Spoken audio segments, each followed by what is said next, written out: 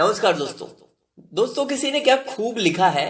सिर्फ हंगामा खड़ा करना मेरा मकसद नहीं, सारी कोशिश है कि ये सूरत बदलनी चाहिए। मेरे सीने में नहीं तो तेरे सीने में सही, हो कहीं भी आग लेकिन आग जलनी चाहिए। जी हाँ, ऐसा ही कुछ वाकया हो रहा था। आईएएस अधिकारी बनी यानी कि यूपीएससी टॉपर रही इस लड़की के साथ।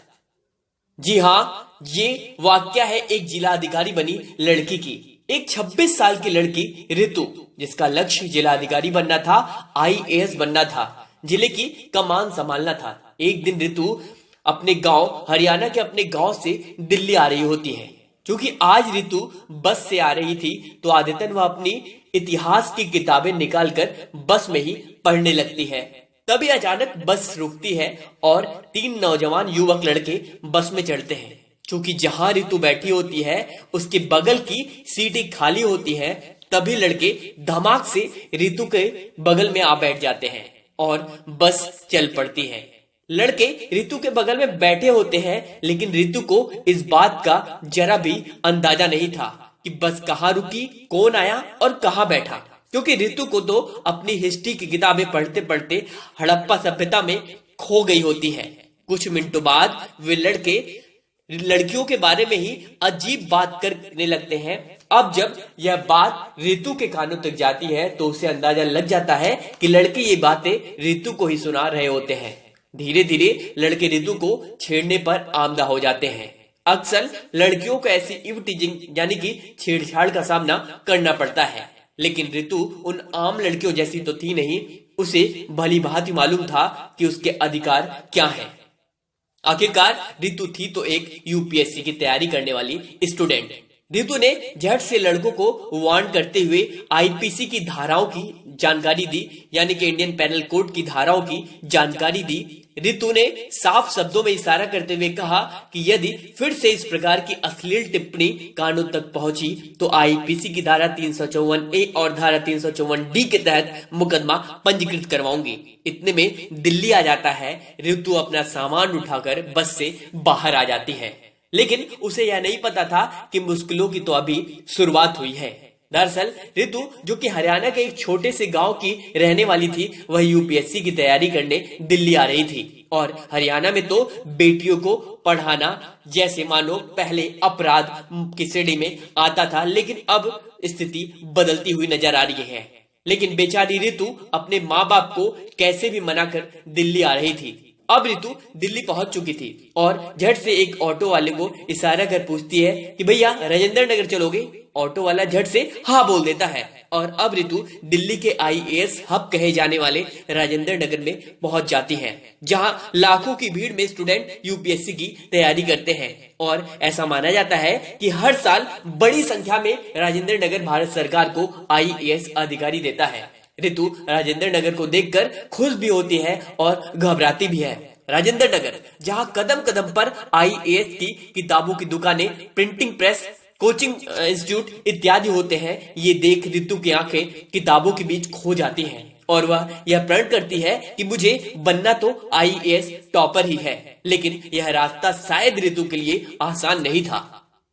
उसे नहीं मालूम था कि बस वाली छोटी घटना उसके तैयारी में बाधक बन जाएगी।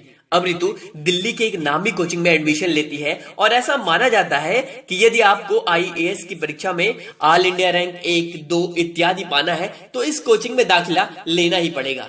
बहरहाल रितु कोचिंग में दाखिला ले तो लेती है, लेकिन जैसे ही रितु पहले दिन कोचिंग की क्लास के लिए जाती है, उसकी नजर उन 3 लड़कों पर पड़ती है।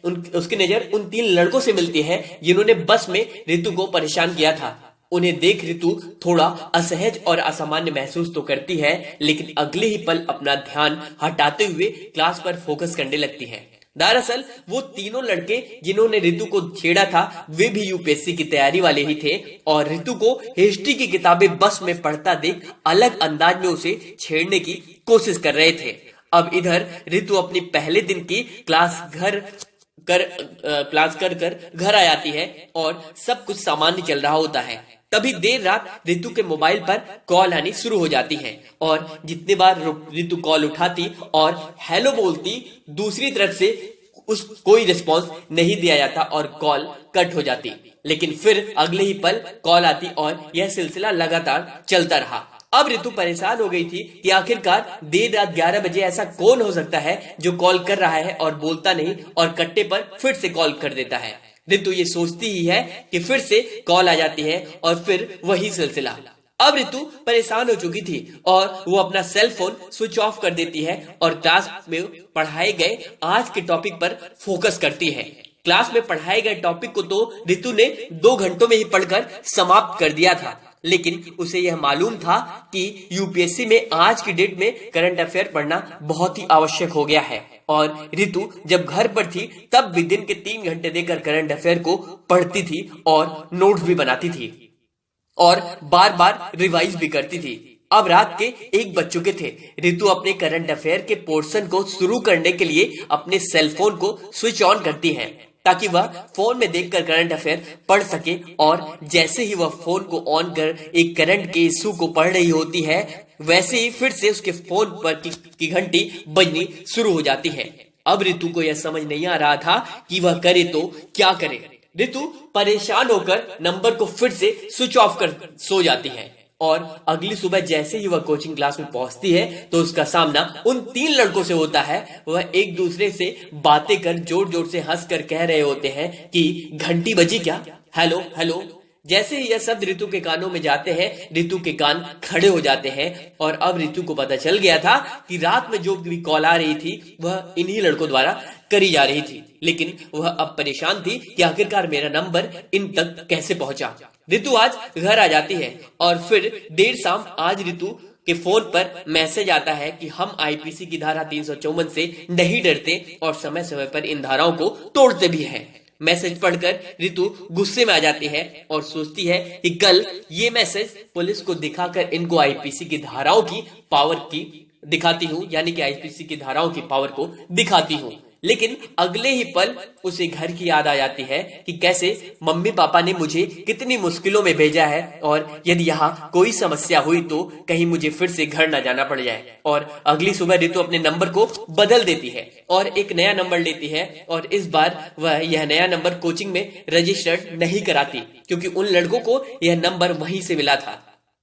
लेकिन इसके बावजूद लड़के उसे हर दिन कोचिंग क्लास में परेशान करते हैं। अब रितु को ऐसी प्रतिदिन की इव टीजिंग यानी कि छेड़छाड़ की आदत पड़ गई थी, लेकिन उसे मालूम था कि उसका लक्ष्य क्या है। इधर लड़कों की इव टीजिंग जारी थी, उधर रितु अपनी पढ़ाई में दिन रात एक करती गई। लगातार वह पढ़ाई में घंटों की संख्या बढ़ाती गई और शायद किसी ने सही कहा है कि सत्य कभी पराजित नहीं होता, देर से ही सही यदि आप सच्चे हो तो उसका सकारात्मक परिणाम मिलता ही है। और यही रितु के साथ भी हो रहा था, यानी कि यही रितु के साथ भी हुआ। रितु अपने दूसरे प्रयास में यूपीएससी की प्रारंभिक परीक्षा निकाल लेती है और अब कड़े मेहनत से मेंस के लिए लग जाती है। और अब जबकि मेंस की बारी थी तो कोचिंग वाले ने प्री पास कर रहे बच्चों को के लिए एक अलग रैपिड बैच चालू किया था। अब रितु का उन लड़कों से सामना नहीं होता और लड़के भी परेशान थे कि आखिरकार वह लड़की गई तो गई कहां। लेकिन रितु को तो अर्जुन की तरह सिर्फ चिड़िया की आंख मालूम थी और कहते हैं कि इंसान विषम परिस्थितियों में कभी कभी कुछ ज्यादा ही अच्छा कर जाता है। ऐसा ही कुछ रितु के साथ हुआ। रितु ने दूसरे प्रयास में यूपीएससी की परीक्षा में अपना परचम लहरा दिया और आईएएस वाली सीट सिक्योर कर ली। जी हाँ, रितु ने यूपीएससी की परीक्षा में 369वीं रैंक लाकर इतिहास रच दिया था। अब आज जब नए नए चमकते हुए बैनर राजेंद्र नगर की गलियों में बड़े बड़े होर्डिंग के रूप में उन 3 लड़कों को दिखते हैं जिस पर सुनहरे अक्षरों में Ritu Kumari all India rank 369 लिखा होता है, दूसरे प्रयास में यह लिखा होता है, तो उन लड़कों के पैरों तले जमीन खिसक जाती है।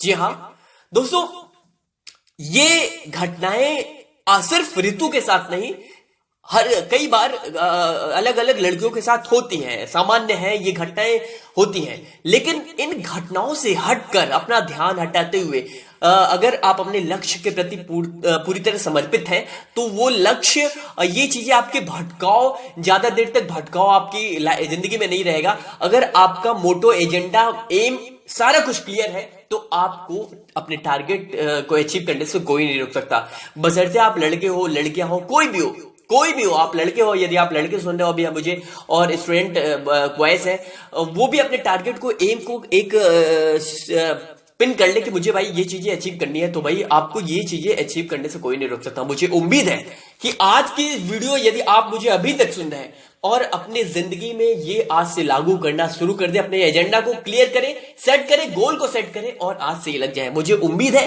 कि आज की आपकी की हुई मेहनत आपको 1 से 1.5 साल में कलेक्टर बना सकती है। मुझे उम्मीद है कि इस वीडियो से आपको बहुत कुछ सीखने को मिला। अगर सीखने को मिला तो प्लीज इस वीडियो को अधिक से अधिक शेयर करें। शेयर करेंगे तो प्लीज फेसबुक पे इतना शेयर करें, इतना शेयर करें, व्हाट्सएप पे इतना शेयर करें कि हर ऋतु तक ये वीडियो पहुंचाइए। मुझे उम्मीद है आप शेयर करेंगे। चलिए, तब तक के लिए धन्यवाद।